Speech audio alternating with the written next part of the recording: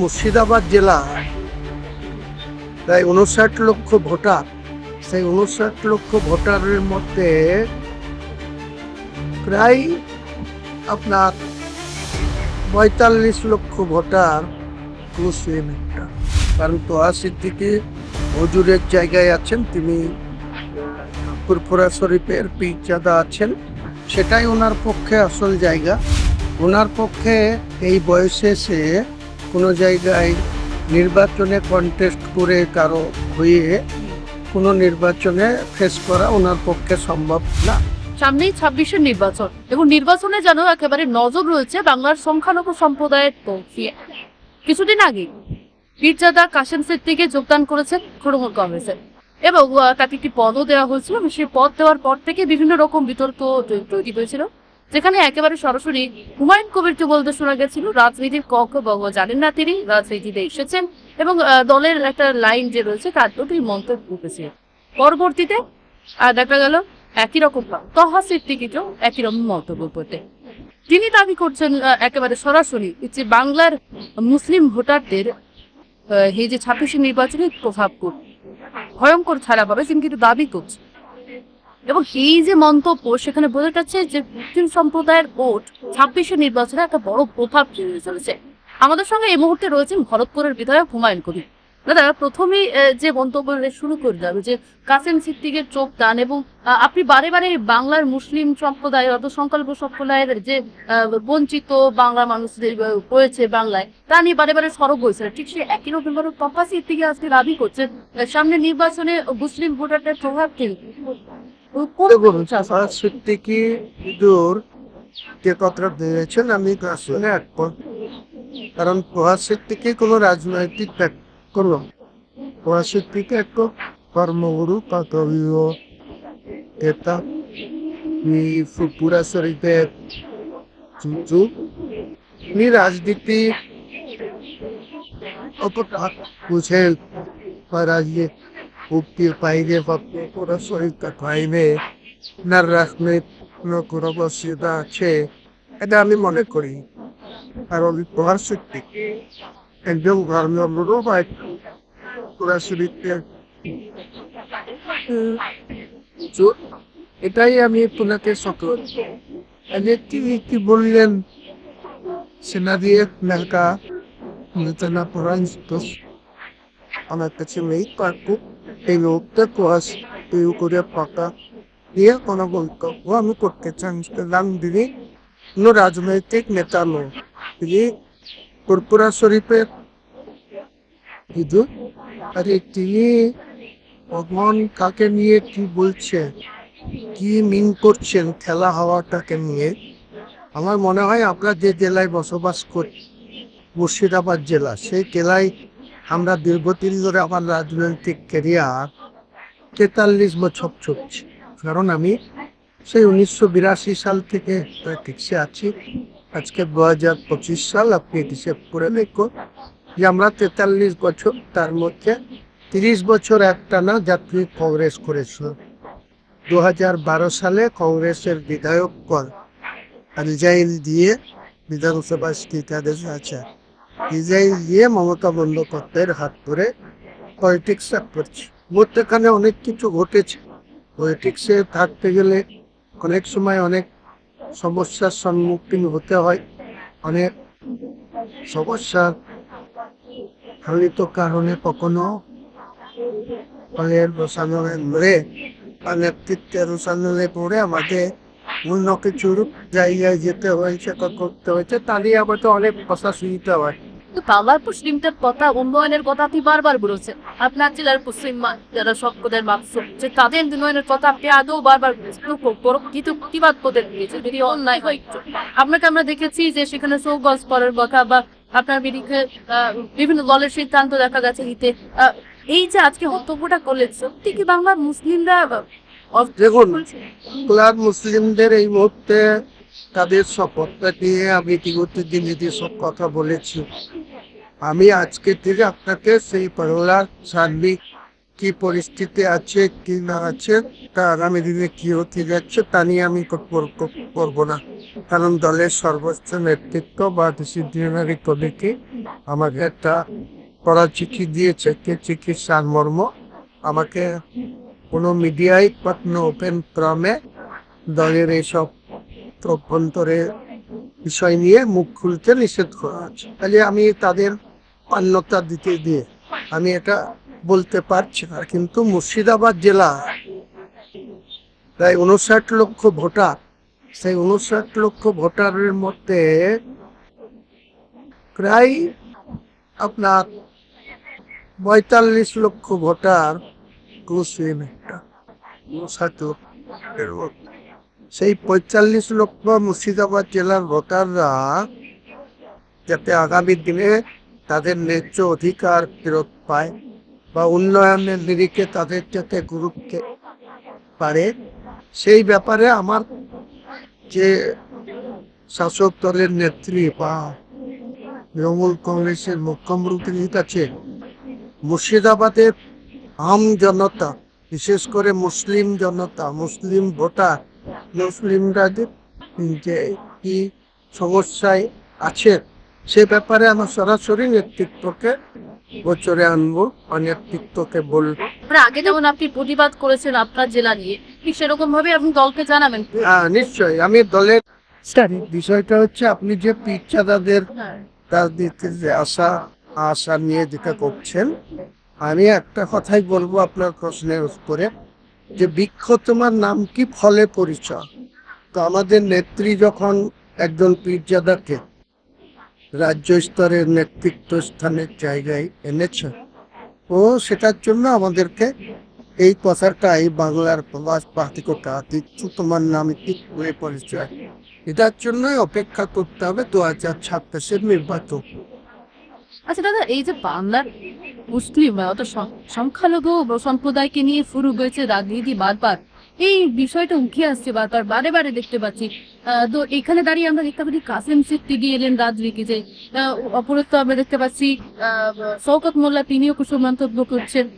এদিকে নওশাদ সিদ্দিকী দাবি করছেন ভাঙড়ের একটা, যে আপনিও একটা জায়গার বিধানসভার দায়িত্বে রয়েছেন পরে, এবং সেখানে ভাঙড়ের দায়িত্বে এখন যেহেতু বিজয়ী ওখানে রয়েছেন নওশাদ সিদ্দিকী আইএসএফ এর, এবং সেখানে দাঁড়িয়ে ওই জায়গাকে কেন্দ্র করে একটা শুরু হয়েছে চর্চা, যেখানে রাজনৈতিক বিশ্লেষকরা দাবি করছেন তহা সিদ্দিকী চাইছেন ওই খাম্বরে তারা নির্বাচিত প্রার্থী হওয়ার। আপনার কি মনে হয় তিনি নির্বাচিত প্রার্থী হওয়ার তুমি ভাঙড় কেন্দ্রকে নিয়ে এত দলগুলা তৈরি হয়েছে? আপনি রাজনৈতিক বিশ্লেষকরা বলছে তহা সিদ্দিকী চাইছেন নির্বাচনে লড়তে চাইছে, মোটেই না।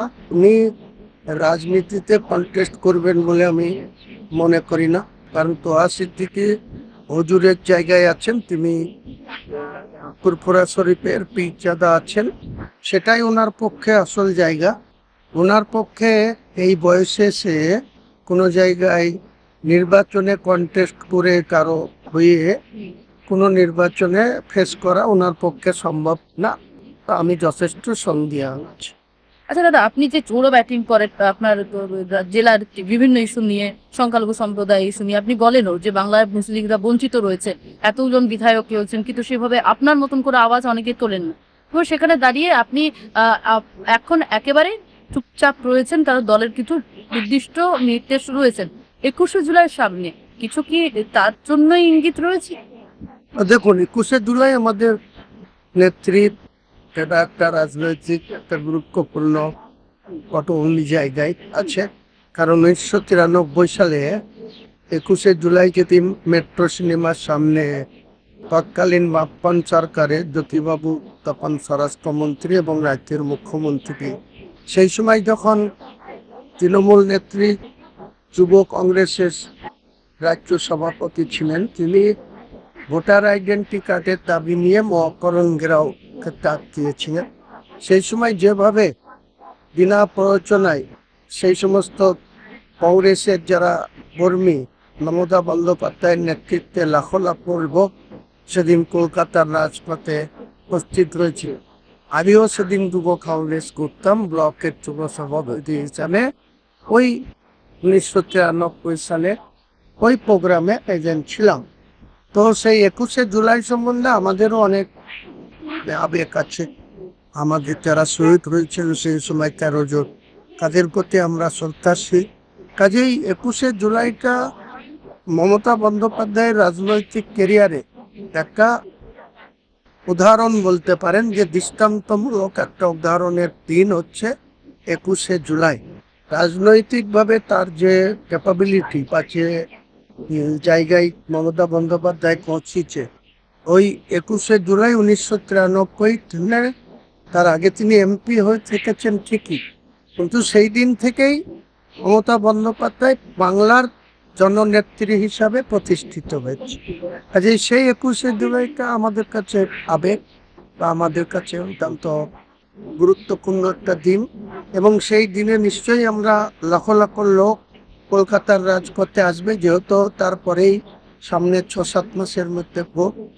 তো স্বাভাবিকভাবে এবারের 21শে জুলাইয়ের তাৎপর্য একটু আলাদা বা গুরুত্ব।